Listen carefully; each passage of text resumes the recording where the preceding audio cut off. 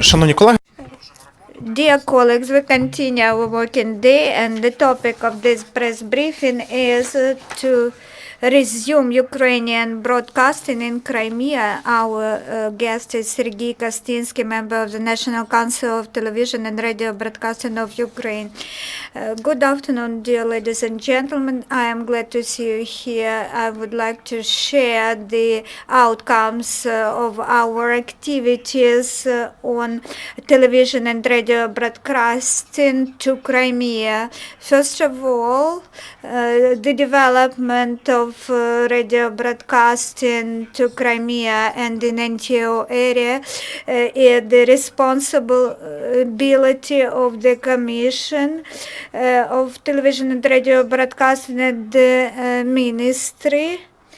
This commission on ensuring stable system of national television and radio broadcasting at the Ministry of Information Policy last year, as you know, in the scope of relevant working group activities, the strategy of development of radio broadcasting in Crimea and occupied territories of Donetsk and Lugansk regions was adopted, and the action plan was adopted to this strategy. What we did last year, we analyzed the area of Kherson region, television and radio broadcasting environment where the transmitters work efficiently. Efficient broadcasting is possible only on condition that TV and radio institutions work under licenses. Some companies we found that and our public broadcasting, they work under capacity, and in March TV channel TED started working at 50 watt in Vasilievka. Previously he worked at 200 watts. Now 30,000 more residents of the regions are covered by the TV signal, because if they do not have Ukrainian channels on TV, they try to find some other channels. The second is state standards. We are talking about Vasilievka and Kherson. We have relevant technical means so that broadcasting in these settlements is restored. In Kherson region, we analyzed and found the deficit of broadcasting. Some radio broadcasting stations in several districts.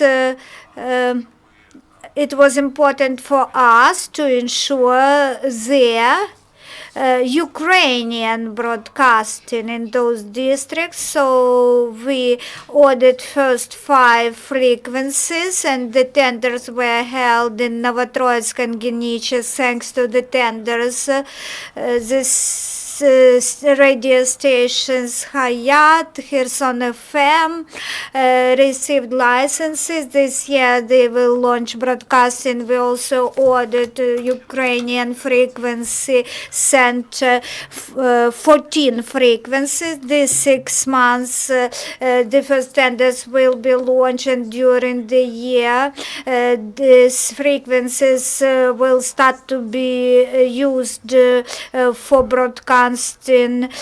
We also detected that in some regions of Kherson in the south there is no digital TV broadcasting. This is the question we are consulting with Zenbud, who is the only operator and provider of digital TV broadcasting, and we will install additional receivers in Lazurne and Krasnoperекopsk.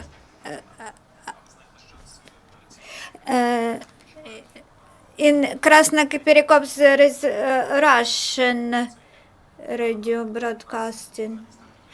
So we want to emit the signal from Ukrainian side so that people do not listen to Krasnoperekopsk TV channels.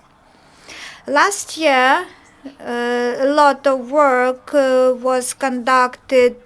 We found the frequencies, 4 radio frequencies, which were coordinated internationally for broadcasting to Crimea. They are radio stations Maidan, Kherson FM, who won in the tenders, and several days ago, the tower on Changar was put into operation. It is 150 meters high, and it ensures the signal of Ukrainian radio broadcasting stations to the south of Crimea.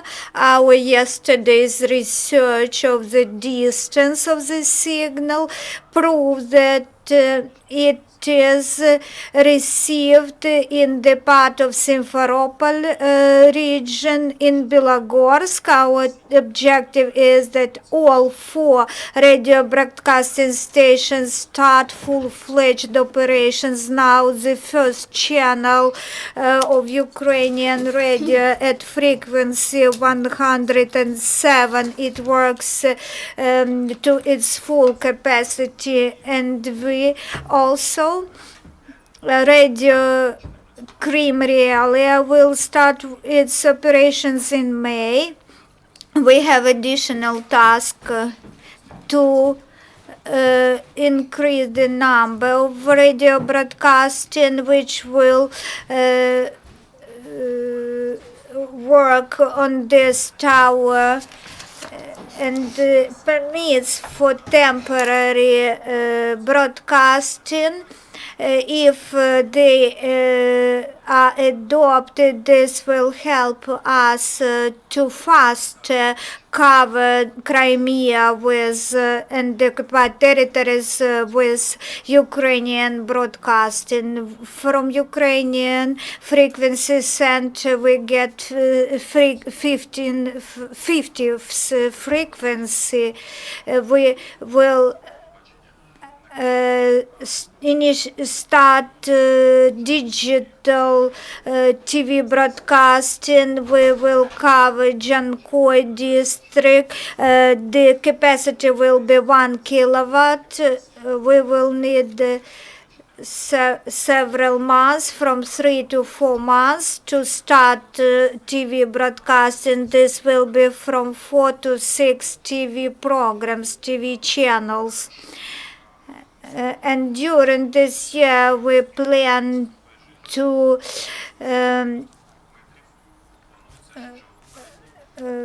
build, to add some blocks to the tower in Chaplinka, and we hope it will be 130 meters high. This strategy which we follow, it has been developed for 2 years, and it envisages not only to fill our radio space but also to efficiently cover the occupied territories, and also creation of all required infrastructure for broadcasting. The specifics of working with the ATO area and in Crimea, nobody is shooting in Crimea. This is the difference between these territories. So we can broadcast for long distances because we can build towers. All these things are additional measures because during all the period of occupation of Crimea, our TV broadcasting was available via satellite. So some radio broadcasting is also available via the satellite, and at the frequency 549 kilohertz, Crimeans can get broadcasting, and the feedback from Crimean residents demonstrating that at the mid-frequencies Ukrainian radio broadcasting is listened to. So our task is to cover our Ukrainian residents at maximum level in Crimea. Thank you, Serhiy, for this information about the feedback from people. Did you have feedback? And about the content, what people want to, what information is interesting to these people in Crimea. There is broadcasting of Ukrainian channels that are not specialized for the occupied territories, but we create all of the opportunities to create specialized programs. Crimea is such a project that is based on Crimea realia of Radio Liberty, and this is a hybrid project that creates content for the residents of Crimea, and it informs Ukrainians about what is going on in Crimea, and the multimedia platform Crimea Realia is the most powerful media in Crimea that has good citation and reference record. And in Crimea, special forces tried to fight it. This is a multimedia platform that is the most successful concerning broadcasting to Crimea. And there should be 24-hour radio, and this is the continuation of this project. And this is the part of our view that this should be broadcasted not only through internet, but also through TV and radio channels. What about the tower and Changar? What are the difficulties? First, these were procedures, because legislation is created for peaceful times, not for times of war. For example, the frequencies, international coordination, it takes a lot of time, up to a year. Yesterday, we had a meeting at the National Council about Crimea and frequency there, and the new 49 parallel station 1, and got the station in a year. Unfortunately, we couldn't provide temporary access, and this permits, this is the new procedure we use during the war. This procedure envisages 1 or 2 months, but they were not licensed by the council. That's why they had to first get the license. Then they and the procedure of allocating the frequency took a year. So the special regime and the standard regime that is in our legislation, this is important challenge for us concerning Crimea. And we work in the framework of legislation, and we need to introduce changes into legislation in order that those oblasts that border Russian Federation and occupied territories, there should be special regime of broadcasting to provide temporary permits for broadcasting. This should be not for years, but for several months. And the last question from me for today. So in 2017, what should be done in order that the signal reached Yalta and other southern coastline areas. There are some projects that are, I would say, at the brink of fantasy, but we work on these projects. And Chongar, they say a lot about it, and I'm glad people speak about it, because even a year ago, no one believed that the frequencies be allocated, and people did not believe that broadcasting can be established there, and the state directs its effort to the east because there are military actions, there is a front line, but this was done, and the important thing is that today we use all options in order to cover this territory with our broadcast. So we shouldn't say that there is no broadcasting. We should inform that through satellites it is impossible to jam it, and there is a signal, and there are only separate cases of that.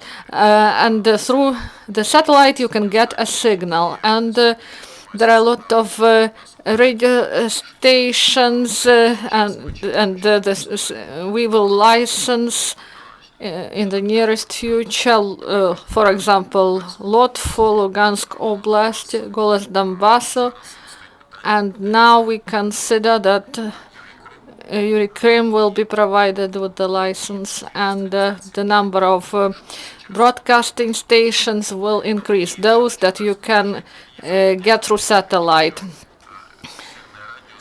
So usually people listen radio in their cars, and the Chongar provide Simferopol Kharkiv highway, and people there can get access. They can just be on the road and listen to the radio. So we want these stations be not 4 but maybe 8 or 10, depending on the frequencies we'll be able to allocate. Do you have other questions? Please ask. If there are no, thank you. This is the end of press briefing.